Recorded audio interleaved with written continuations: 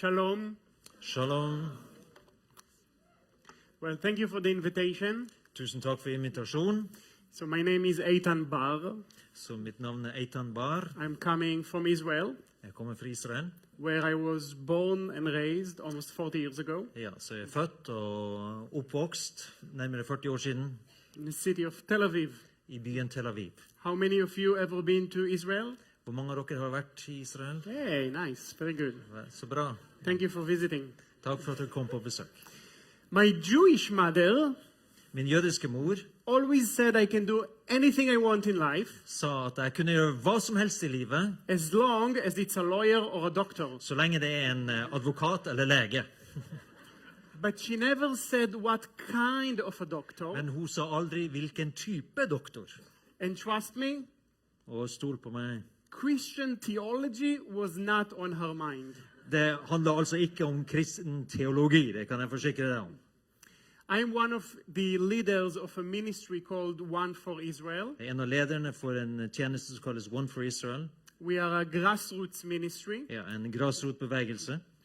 and we share the gospel with the Jewish people in Israel. Og vi deler evangeliet med jødiske folket I Israel. We also operate the one and only Hebrew-speaking Bible college in Israel and the world for Christians. Vi har den eneste også bibelcollegen for jøder og arabere I hele verden, I Israel og hele verden. And we serve Jews and Arabs who follow Yeshua, Jesus. Ja, vi tjener også jøder og arabere som følger Jeshua, Jesus. Today I want to talk to you about Israel, anti-Semitism and evangelism. I dag vil jeg snakke om Israel, antisemittisme og evangelisering. I plead for your patience Og jeg ber om deres tålmodighet, because Hebrew is my first language and Norwegian is your first language. for hebraisk mitt første språk, norsk ditt første språk, But we have a good guy to fill in the gap for us. men vi har en bra kar som kan fylle tomrommet. I have no idea what he said. You're nice. Okay. I think you all will agree with me that if a Christian reads the Bible, the scriptures, Jeg vil anta at dere enige med meg når en kristen leser Bibelen, skriftene, he quickly finds out that most events takes place in Israel. så finner han fort ut at de fleste hendelser skjer I Israel. Jerusalem is mentioned over 800 times in scriptures. Jerusalem nevnes over 800 ganger. Israel is mentioned over 2,300 times in scriptures. Jerusalem nevnes over 2300 ganger I skriften. Almost all the main characters. You said Israel or Jerusalem? I said first Jerusalem and then Israel. Okay. So Many times. Move on. So, almost all of the characters of the Bible, mainly in the New Testament, are Israeli Jews like me. Ja, så de hovedpersonene I skriften altså jøder sånn som meg. Think about the book of Acts, Tenk på apostelens gjerninger. the very first church in history, Den første kirken I historien, almost exclusively Jews. så å si bare jøder. So you would think that today everyone in Israel is probably a Christian Jew. Så du tenker kanskje at I dag så de fleste kristne jøder I Israel. But in Israel today, only 0.4% believes Jesus is the Messiah. Men I Israel så det bare 0,4% som tror at Jesus Messias. That is a drastic change. Det en voldsom forandring fra den første tid. And about that change, I want to talk about that change. Og jeg vil snakke om den endringen som skjedde. There are quite a few historical, religious, and political explanations for that change. Ja, politiske, historiske og religiøse forklaringer for hva som skjedde, den forandringen som skjedde den gangen. But however we can explain it, there is a spiritual reality behind it. Uansett hvordan vi prøver å forklare det, så det en åndelig virkelighet bak det. Maybe even two. Kanskje to også. One on our side, the Jewish people. En som har med oss som jøder å gjøre, som jødisk folk. And another one, let's call it a demonic resistance. Og en annen altså det vi kaller for en demonisk motstand. Let's discuss us first. La oss snakke om oss først. In Romans chapter 11, verses 25 and 26, Ja, Romerne 11, 25 og 26 kan vi få på skjermen nå. and instead of me reading it, I'll let For jeg vil ikke, brødre, at dere skal være uvitende om denne hemmeligheten, så dere ikke skal være kloke i egne øyne, nemlig at forherdelse har rammet en del av Israel inntil fylden av hedningefolkene er kommet inn. Og slik skal hele Israel bli frelst, som det er skrevet. I travel a lot. Jeg reiser mye. I meet many different Christians from many different backgrounds and countries. Jeg møter mange kristne fra mange land og bakgrunner. And it seems many get confused by all Israel will be saved. Og det virker som en del blir forvirret når det står hele Israel vil bli frelst. They think that every single Jew from the beginning of time will be saved. De tenker at enhver jøde helt fra begynnelsens tidenes morgen vil bli frelst. But that is not what Paul is saying here. Men det er ikke det Paulus sier her. Last week we celebrated Passover in Israel. Siste uke feirer vi altså påske eller Pesach i Israel. When we celebrate the Exodus, når vi feirer da også utgangen av Egypt, we say that all Israel left Egypt. Så sier vi at hele Israel gikk ut av Egypt. Do we mean that every single Jew that was ever alive came out of Egypt? Sier vi da at hver eneste jøde som noen gang har levd, gikk ut av Egypt? Of course not. We are thinking of a very specific time in history. Nei, selvfølgelig ikke. Vi tenker på en bestemt tid i historien. In that same way, Paul samme says måte. that in the future there will be a time that all of Israel combined together will come to know the Lord. Men Skriften sier at en gang i framtiden vil altså hele det jødiske folket komme til tro. And it might be the only time in history that you will see a whole nation at the same time, everybody inside it coming to know the Lord. Og det vil kanskje være den eneste gang i historien hvor en hel nasjon på samme tid kommer til å kjenne Herren. When? Når? One hint we already read. Altså et hint har vi allerede. Until the fullness of the Gentiles has come in. Altså inntil at fullheten av hedningene har kommet inn.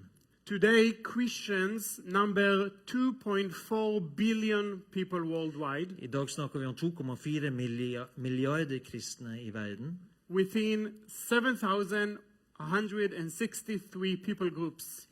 Hvis vi da snakker om 1163 folkegrupper.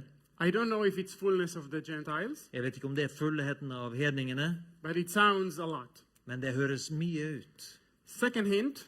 Det andre hintet vi har, eller tegnet vi har, comes from Jesus himself just before his crucifixion. Kom fra Jesus rett før hans korsfestelse. In Matthew chapter 23 verse 39. I Matteus 23, 39. For I tell you, talking to Jerusalem, For jeg sier til dere, og sier han til Jerusalem, you will not see me again dere kommer ikke til å se meg igjen, until you say, før dere sier, blessed is he who comes in the name of the Lord. velsignet er han som kommer i Herrens navn. So Jesus is telling Jerusalem is not coming back again Så Jesus sier til Jerusalem, han kommer ikke tilbake igjen, until we, Israel, say, welcome back. før vi i Israel sier velkommen tilbake. And this goes hand in hand with what we just read in Romans chapter 11. Og det går hånd i hånd med det vi nettopp leste i Romerne kapittel 11. So I don't know when it will happen, Så jeg vet ikke når det kommer til å skje, but it doesn't sound very far away. men det høres ikke så langt ut i framtiden. But it seems obvious that there is a very strong connection between the coming of Jesus and the acceptance of Israel of the Messiah. Men vi ser at det er en veldig nær kobling mellom at Jesu gjenkomst og at Israel tar imot sin Messias. But Israel accepting Christ is not going to be easy. Men det å få Israel til å ta imot Kristus kommer ikke til å være lett. Because with respect to the rest of the world, For med respekt for resten av verden, we are not like anybody else. så er vi faktisk ikke som noen andre. And it's not a positive thing. Og det er ikke noe positivt. In the book of Exodus and much later in the book of Acts, Så i andre Mosebok og så i apostelgjerningene ser we, the nation of Israel, så ser vi at nasjonen Israel, are described as stiff-necked people. så beskrives vi som hardnakkede folk. Not Norwegians, Israelis. Ikke nordmenn, israelere. From Exodus to Acts, you have 1,500 years, Fra andre Mosebok til apostlenes gjengen, 1500 år mellom der, where we are stiff-necked. hvor vi er hardnakkede.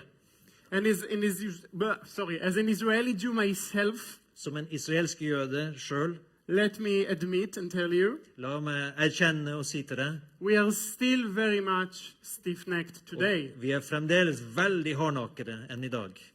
even killing our own Messiah repeatedly for 2,000 years now. Og vi har egentlig drept vår egen Messias gjentatte ganger i de siste 2000 årene. But the real story here is not even about Israel. Men den sanne, ekte historien handler egentlig ikke om Israel her.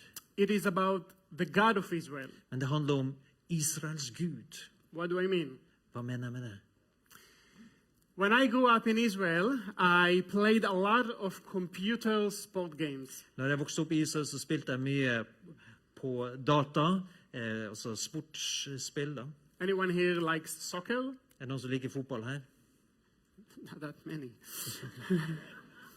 When you play soccer or any other sport on the computer, Når du spiller fotball da på datamaskinen, you are the coach, så er det du som er treneren eller coachen, and you get to select the team you want to play with. og så velger du ut det laget som du har lyst til å spille med. Most people will select the wealthiest team Og de fleste vil da velge det laget som har mest penger, with the biggest squad med den største spillergruppen and the best players. og de beste spillerne, You know, like Bayern Munich or Barcelona. som Barcelona eller Bayern München. And then it's quite easy to win every single game and take the championship. Og da er det ganske lett å vinne hver eneste kamp og ta mesterskapet. But then it's not really about you as the coach. Men da handler det jo egentlig ikke om deg som trener eller coach. It's about the team, the players, and the big budget behind it. Men da handler det jo mer om spillerne og det enorme budsjettet som støtter opp om dette. If you want to prove that you are the best coach, Om du vil bevise at du er den beste coachen eller treneren, you need to pick the weakest team så må du velge det svakeste laget with the smallest squad med den minste spillergruppen, where all the players are stiff-necked hvor alle spillerne er hardnakket, and have no budget because they are slaves in Egypt.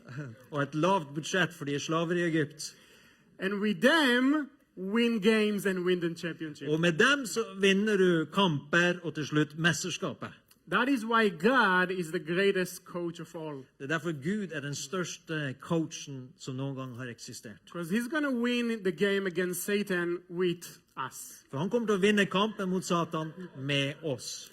Deuteronomy 7:7. 5. Mosebok 7:7. It was not because you were more in number than any other people that the Lord set his love on you and chose you, for you were the fewest of all people. Ikke fordi dere var større enn alle andre folk, var det at Herren hadde dere kjær og utvalgte dere, for dere var de minste av alle folkene. Fewest and slaves. De færreste, og vi var slaver. But from our rejection of Christ, Men fra at vi avviste Kristus, because we are stiff-necked, fordi at vi er hardnakkede, salvation came to you. så kom frelsen til dere. Do you understand the logic behind this? Skjønner du logikken bak dette? Isn't it a bit of a strange logic? Er ikke det en litt merkelig logikk? I think you have to be an Israeli to understand that logic. Jeg tror at du må være israeler for å forstå den logikken. If we accepted Jesus as our leader, Hvis vi hadde akseptert Jesus som vår leder, not only that he wouldn't die for our sins, ikke bare det at han hadde dødd for våre synder, but we would never ever share him with you. så hadde vi aldri kommet til å dele han med dere. That is probably why we should be the very last ones to finally accept him. Kanskje det er derfor vi kommer til å være de siste som endelig tar imot han. So that's our story. Så det er vår historie. But I told you there is also a demonic reality behind the scene. Men jeg sa også at det er en demonisk realitet bak scenen.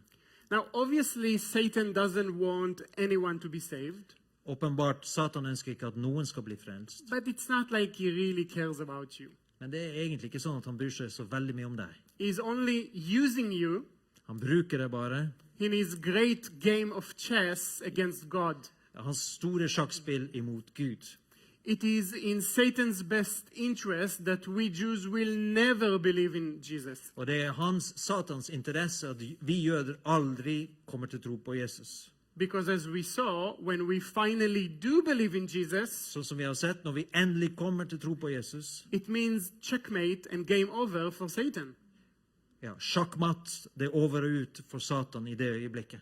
We also say shachmat.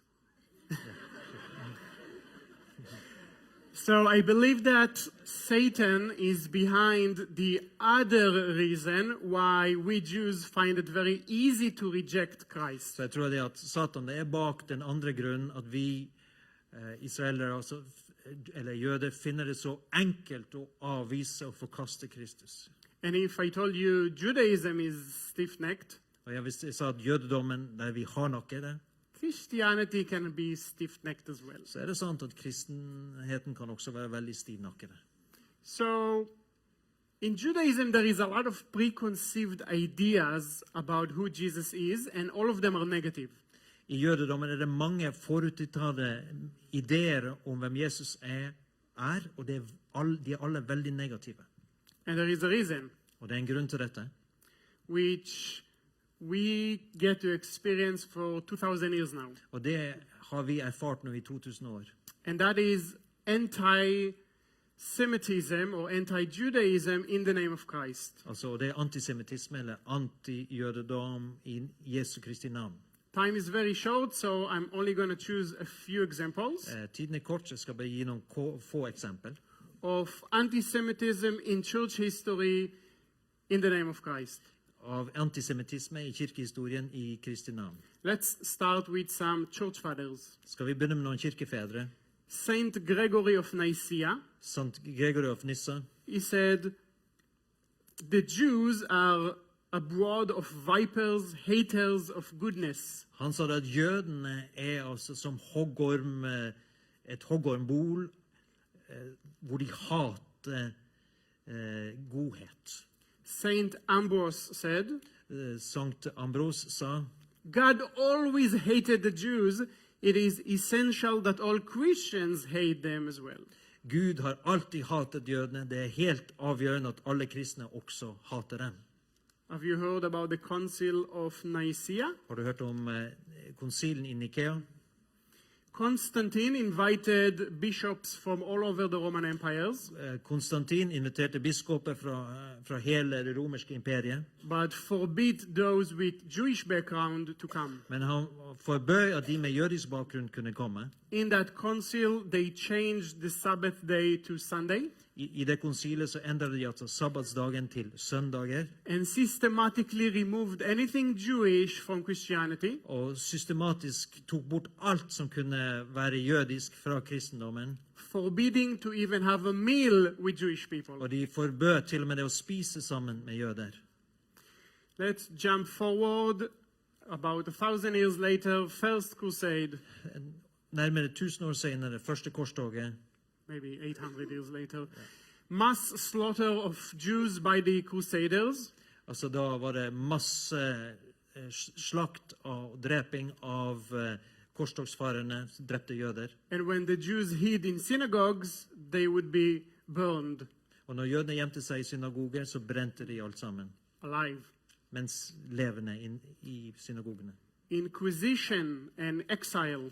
Altså inkvisisjonen og det å bli utstøtt.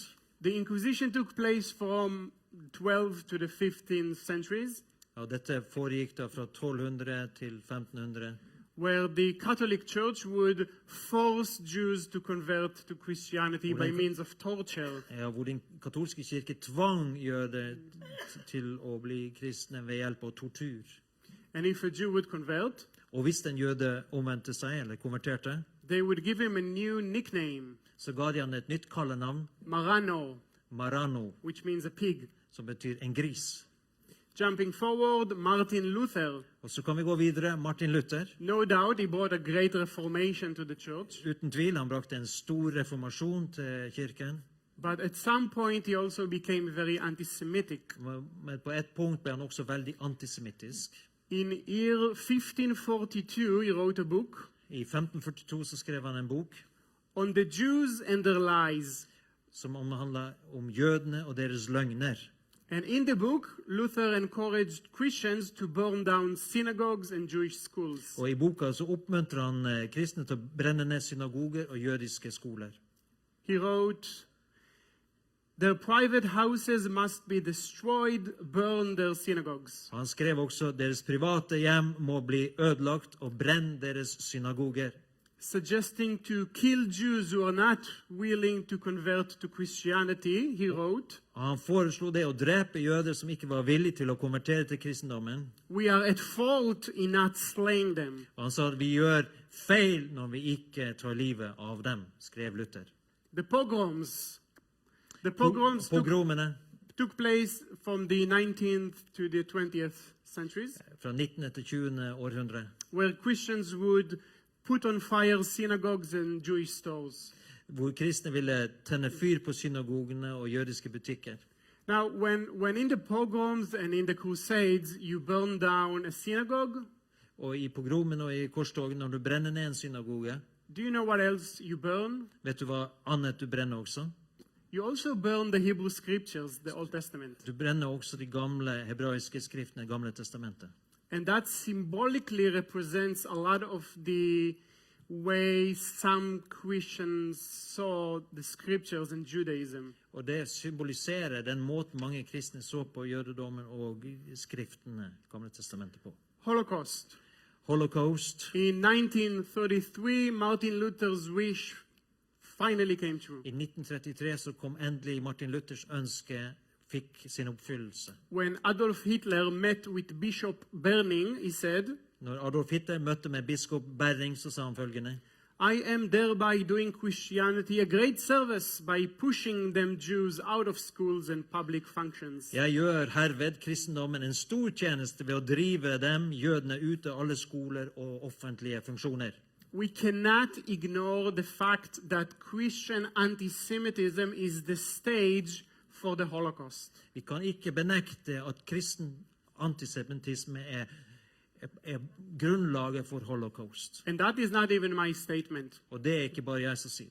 Archbishop Robert Runzi admitted, Altså Erkebiskop Robert Russi sa følgende, eller without the poisoning of Christian minds through the centuries, the Holocaust is unthinkable.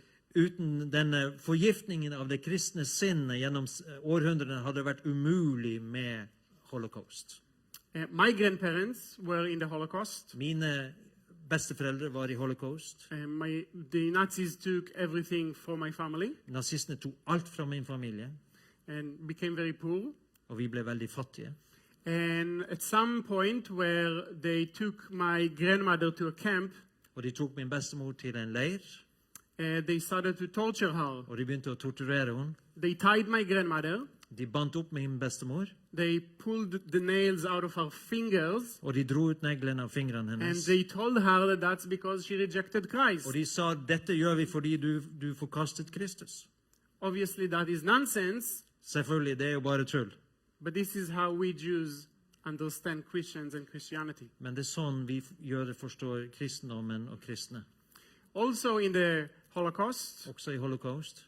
during Christmas time, Når det var jul, my grandparents and other Jews så var mine besteforeldre og andre jøder would hear the Nazi soldiers celebrating Christmas with singing Christmas carols. så hørte mine besteforeldre og andre jøder nazistene feire jul i kirkene og synge kristne julesanger. How distorted is that? Hvor forvridd er ikke det? But now you understand why, Men nå skjønner du hvorfor. with the re-establishment of the State of Israel in 1948, Når etableringen av staten Israel skjedde i 1948, all over Israel, over hele Israel, you had about 30 Jewish believers in Jesus. så hadde du omtrent 30 jødiske troende som trodde på Jesus. We Jews automatically associate Christians with all the horrible anti-Semitic things that happened to us. Vi jøder automatisk assosierer kristne med alt det fryktelige som har skjedd med oss. So it's very easy for us whenever, let's say, a Christian missionary come to Israel to label him, put him in a box and ignore his message. Så det er veldig lett for oss når en kristen misjonær kommer til Israel og bare setter han i en boks og ignorerer det han har å si, hans budskap. We might smile and be friendly, Kanskje vi smiler og er vennlige, but we'll never trust you.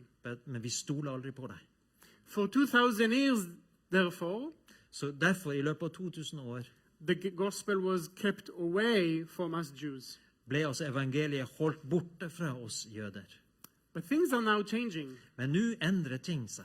Israeli Jews are now coming to know the Lord, Israelske jøder begynner nå å komme til Herren, and in larger numbers than ever before. og i større antall enn noen gang før. Because now, For nå it is Israeli Jews who share the gospel with our own people. er det israelske jøder som deler evangeliet med vårt eget folk. It's not coming from the outside, Det kommer altså ikke utenfra, it's coming from the inside. det kommer fra innsiden. The gospel is not being presented to us in a foreign language, Altså Evangeliet presenteres ikke for oss på et fremmed språk, from foreign people fra fremmede mennesker, who do not understand how Jewish people think, som ikke forstår hvordan jødiske folk tenker.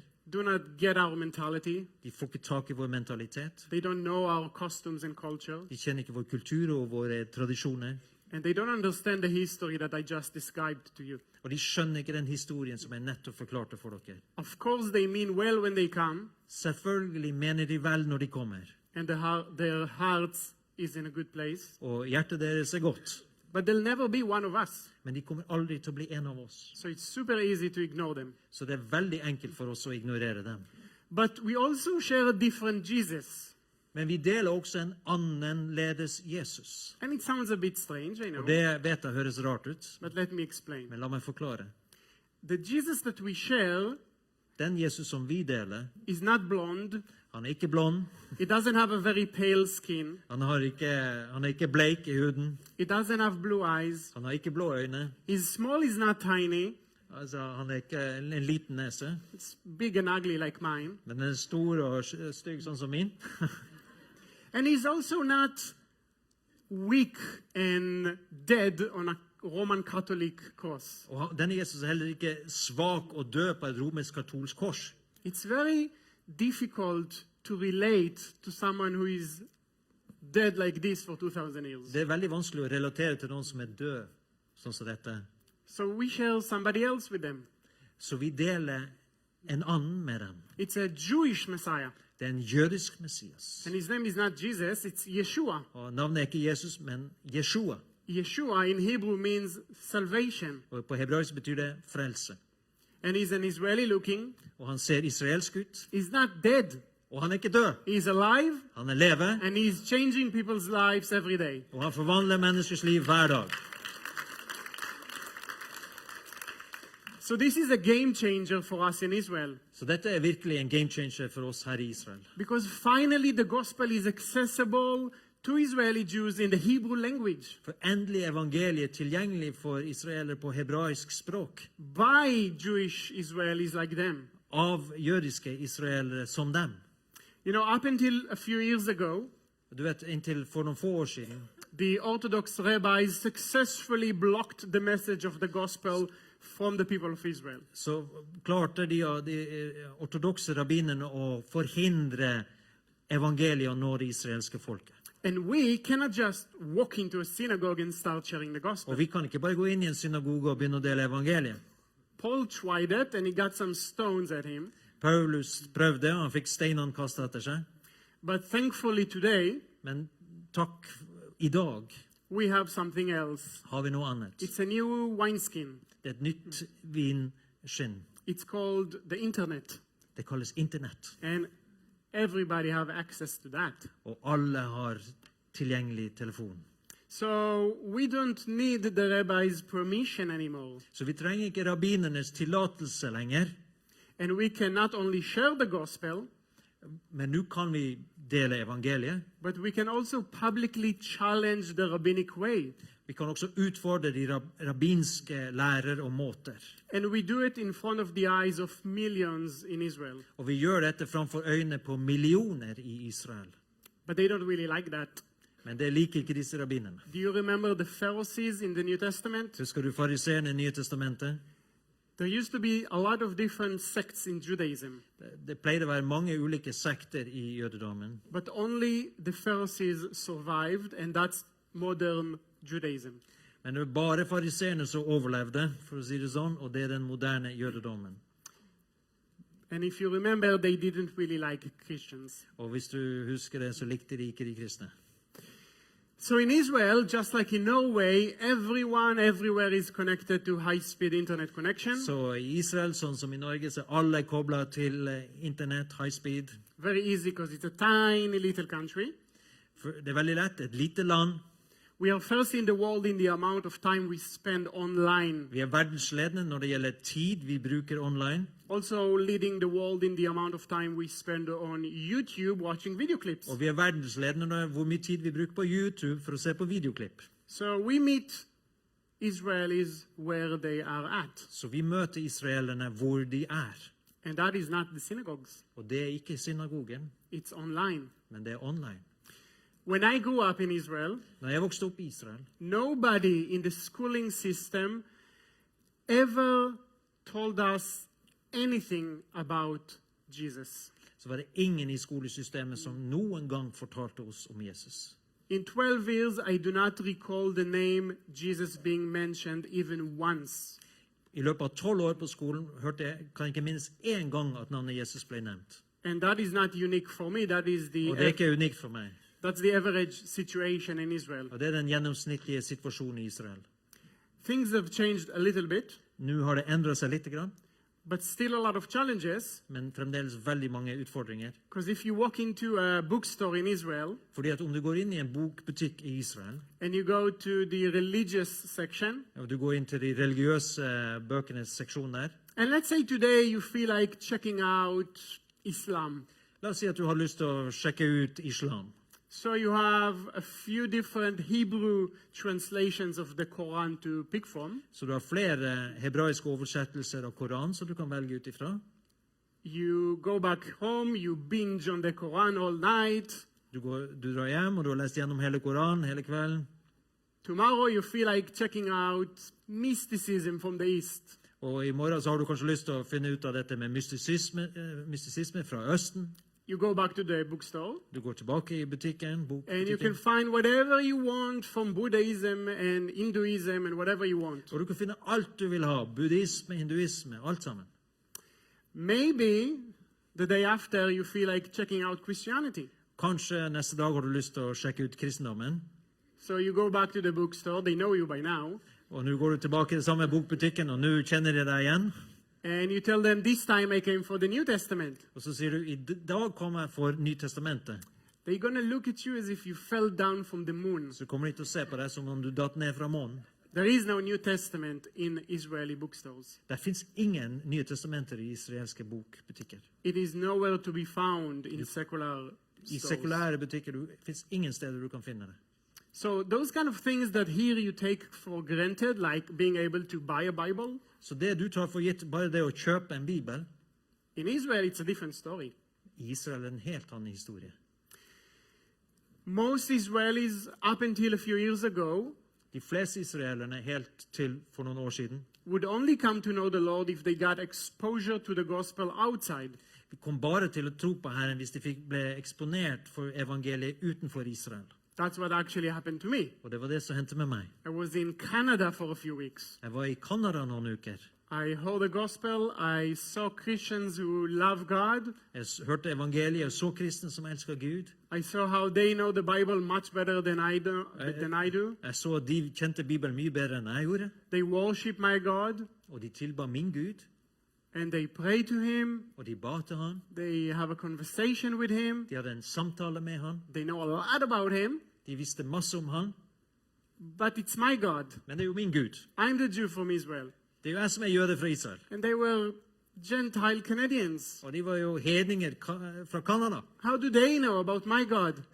Hvordan har det seg at de kan noe om min Gud? And why don't I know my God? Og hvorfor kjenner ikke jeg min Gud? So that is a good way to provoke us to jealousy, in the words of Paul the Apostle. Så det er, i Paulus sine ord, det er en god måte å provosere oss til sjalusi.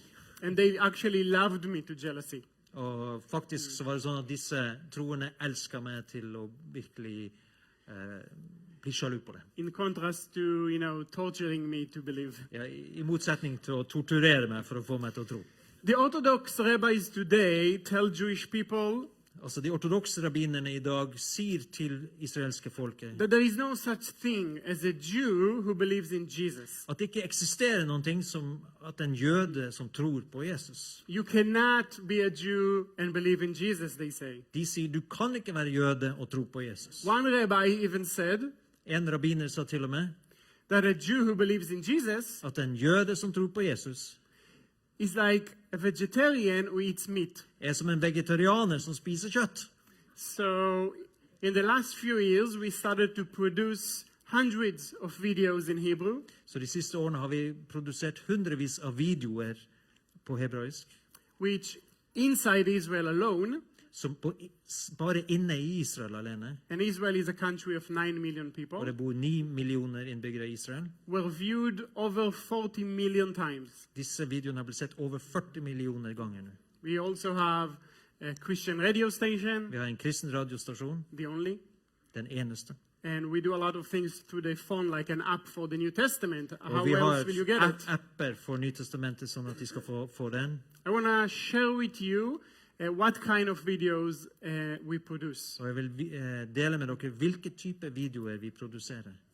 Remember, you cannot be a vegetarian and eat meat. Husk, kan du være en vegetarianer og spise kjøtt? So we produced a lot of videos of the stories of those vegetarians who do eat meat. Så nå har vi lagd mange videoer med historien til de såkalte vegetarianerne som spiser kjøtt. Both in Hebrew and in English, Både på hebraisk og engelsk. because Jewish people are outside of Israel as well. Fordi at jødene er jo også utenfor Israel. And in a second, I'm going to show you on the screens a little tiny taste of them. Og jeg skal vise en liten smakebit av disse. We have about 150 of them. Vi har ca. 150 av dem. And inside Israel, they have 25 million views to them. Og disse da, vittnesbyrd av jøder, der er det ca. 25 millioner visninger av disse videoene. So there will be two videos. The first one is like a compilation or a trailer of 1 minute of the English version. En engelsk versjon, en trailer, som på en måte omhandler alt sammen. And then 2 minutes of the Hebrew version. Og så er det 2 minutter med en hebraisk versjon. Enjoy. Skal vi sette på. I want to tell you a story. I used to believe that Jesus was a Catholic God, God of the Gentiles. I imagined that Jesus was Italian. The New Testament was one of those books that I saw nuns reading on the subway. I was expecting to find a handbook on how to persecute the Jews. I'm reading a story written by Jews about Jewish people. One thing you don't do is you don't talk about Jesus. I'm gonna get ostracized. They're gonna think I'm crazy. And Are you out of your mind? You're not Jewish anymore. Absolutely not. Do not look into this. You are a traitor to your people.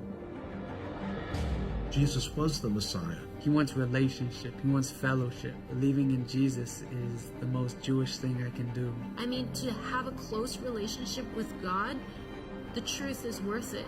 Life with Yeshua would be worth it.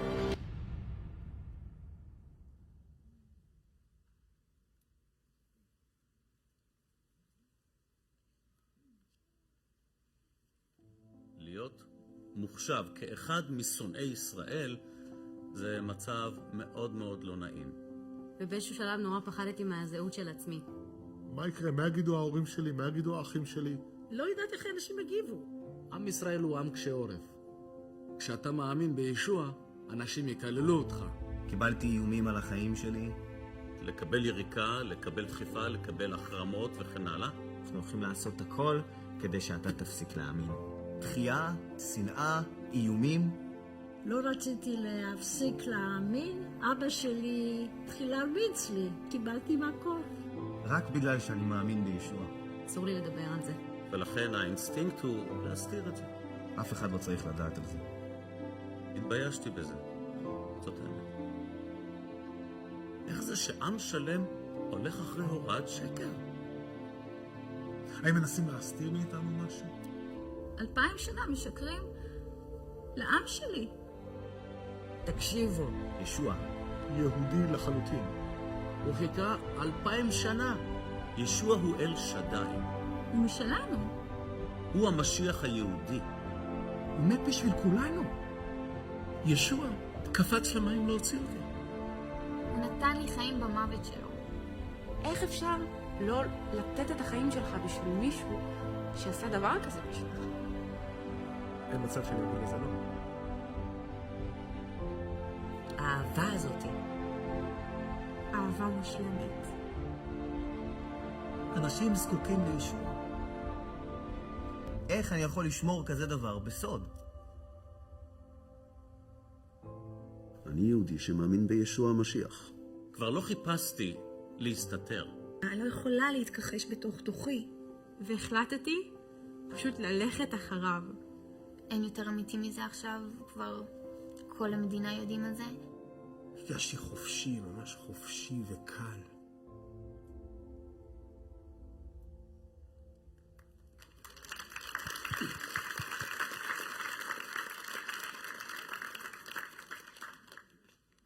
Testimony is very important Vittnesbyrd veldig viktige, because people can relate. for det kan folk relatere til.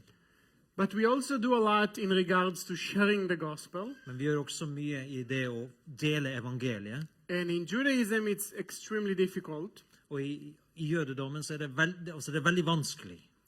because the Orthodox rabbis have been developing 2,000 years worth of objections against Jesus. Fordi at i 2000 år har rabbinerne utviklet altså motargumenter mot Jesus. So for us, sharing the gospel includes also apologetics. Så for oss så innebærer også det å dele troen apologetikk, altså trosforsvar. Answering those objections, Vi må svare på den motstand, de motargumentene, explaining the logic behind the gospel. og forklare logikken bak evangeliet. Because you have to remember that Jewish people already have doctrines in their minds. For du må huske at jødene allerede har doktriner i sine sinn. They see God in a certain way.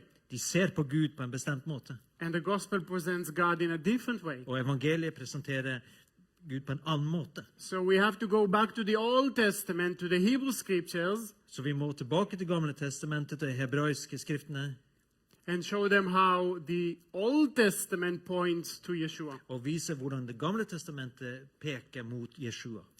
Ever since we started with all those kind of different videos, Ja, helt siden vi begynte med alle den type videoer, about 7 years ago, omtrent 7 år siden, we saw a lot of Jewish people coming to know the Lord. så vi mange jøder som kom til tro på Herren. And as a side effect, we saw Arab Israelis coming to know the Og som Lord. en sideeffekt så vi også arabiske israelere som kom til Herren. Because the Arabs are seeing Jewish people coming to know the Lord, and they think, what's going on here? For araberne er jødiske som kommer til tro på Herren, og de lurer på i all verden er det som pågår her. So they check it out, and then they come to know the Lord. Og så sjekker de det ut, og så kommer de bli kjent med Herren. And Jews and Arabs coming to know the Lord is very important. Og at jøder og arabere kommer sammen og kjenner Herren er veldig viktig. Soon I'll tell you why. Jeg skal forklare senere. The point is that today we are no longer 30.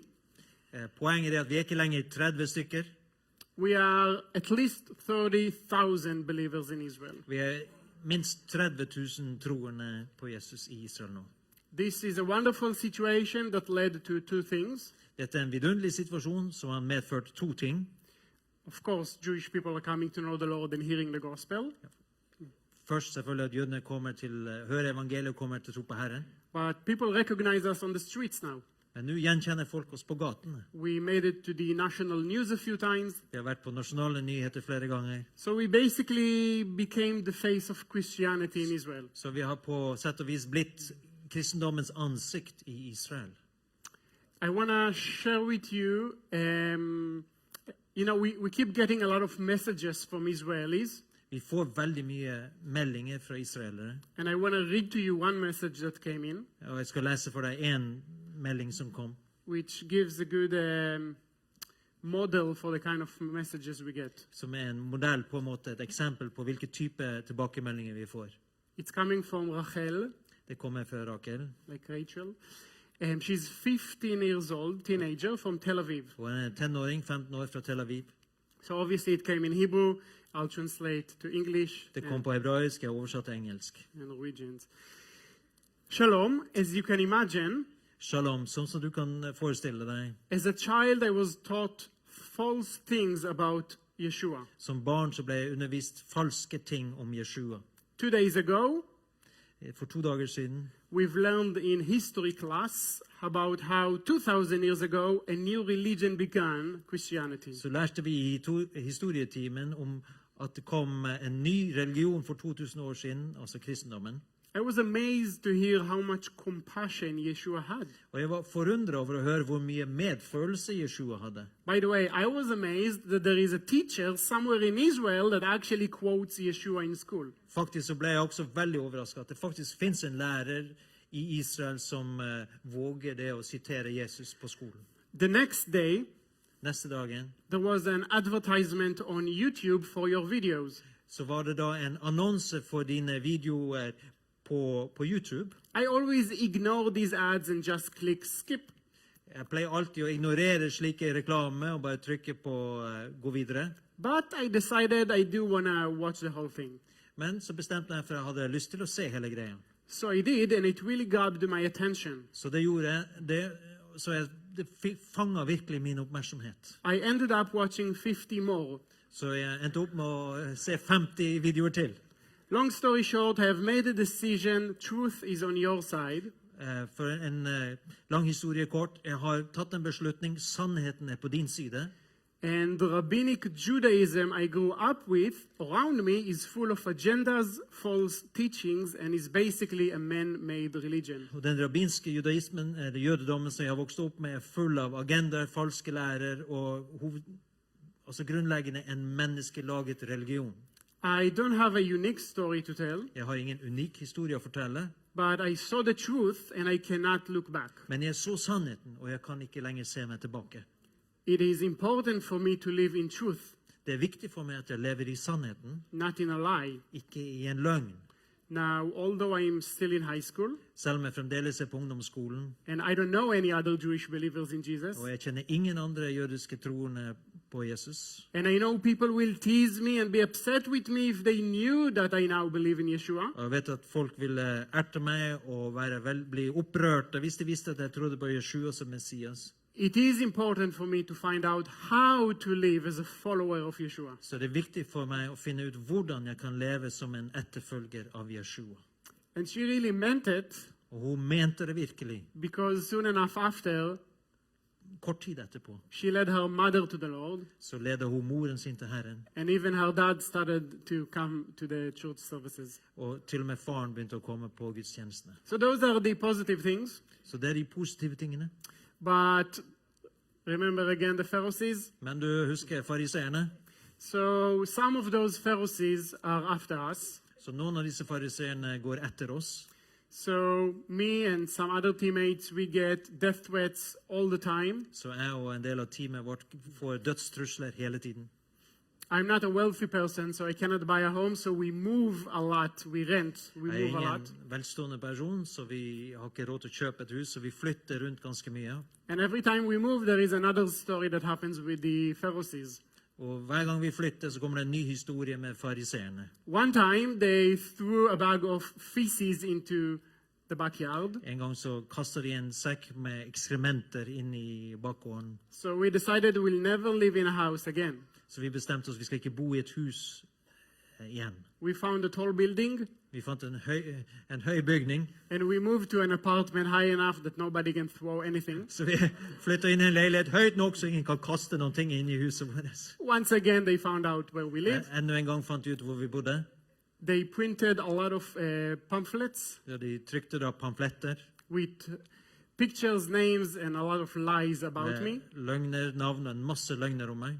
And put it all over the neighborhood's mailboxes. Og la det i alle postkassene i hele nabolaget. So it's fun. Så dette er moro. Never boring. Aldri kjedelig. On another occasion, they broke my car. En annen gang så knuste de bilen min. They came out with videos that they share a story on them. Ja, de produserer videoer hvor de lager opp historier. And in that story, they say that I had a debate with a rabbi. Og i denne historien forteller de at jeg hadde en debatt med en rabbiner. And because I couldn't answer his questions, og fordi at jeg da ikke kunne svare på hans spørsmål, then I beat him up. Så banket han opp. Obviously, in case you're wondering, it's a lie. Åpenbart, om du lurer på det, så er det en løgn. They hacked my personal email and accounts on social media and spoke to people in my name. Ja, de hacka altså med e-mailen og sosiale medier og snakka til folk i mitt navn. And a few months ago, they actually took us to court. They sued us. Og for noen måneder siden så anmeldte de oss og begynte en sak imot oss. It was a Hasidic Orthodox Jewish family.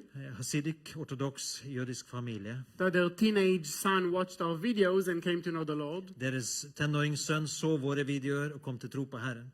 So they decided to sue us. Så de bestemte seg til å gå til sak mot oss. And 2 weeks ago in court, og for 2 uker siden i retten, the judge told them, så sa dommeren til dem, are you seriously suing for that? Mener dere virkelig at dere går til sak på dette grunnlaget? Are you asking me to change what? Freedom of speech? Ber dere meg om at vi skal endre dette med talefrihet? So she told them, I give you a few days to either withdraw or send again revised version. Så dommeren sa, jeg gir dere litt tid, enten å trekke saken eller å komme med en ny sak. The judge was very nice to them, but they didn't get the hint. Dommeren var veldig snill mot dem, men de tok ikke hintet. Not very wise lawyers.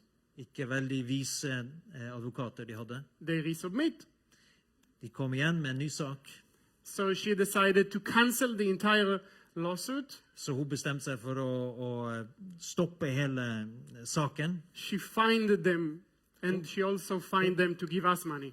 Og hun ga dem en bot, og så dømte hun dem til å betale oss penger også. So again, there is a lot of action going on. It's like the book of Acts all over again. Så det mye action, altså. Det som apostelgjerningene på nytt igjen. But it's important for me to emphasize something. Men det viktig for meg å legge vekt på noen ting. I don't hate them. Jeg hater dem ikke. None of us on our team hate them. Det ingen på vårt team som hater dem. We love them. Vi elsker dem. We are there to serve them. Vi der for å tjene dem. And I'm willing to give up my life just to see them getting saved. Og jeg villig til å gi opp mitt liv bare hvis de kunne komme til tro. I want to end with a challenge. Jeg vil avslutte med en utfordring til dere. How many of you are praying for the peace of Jerusalem? Hvor mange det som ber om fred for Jerusalem? So first of all, thank you. Først, tusen takk. And when you do that, as you see in Psalm 122, pray for the peace of Jerusalem. Og når du gjør det, du ber ut Salme 122 om fred for Jerusalem. Don't think about political peace. Så ikke tenk på politisk fred. True peace can only be found Sann fred kan bare bli funnet in the Prince of Peace, i fredsfyrsten, which is Jesus. Som er Jesus. So if you want to see peace in the Middle East, så hvis du vil se fred i Midtøsten, what you actually want to pray for, det du faktisk vil be for, is for Jews and Arabs to come to know the Lord. Er for jøder og arabere å bli kjent med Herren. Because he is everyone's Prince of Peace. For han er alles fredsfyrste. Tusen takk. Thank you. Shalom. Shalom.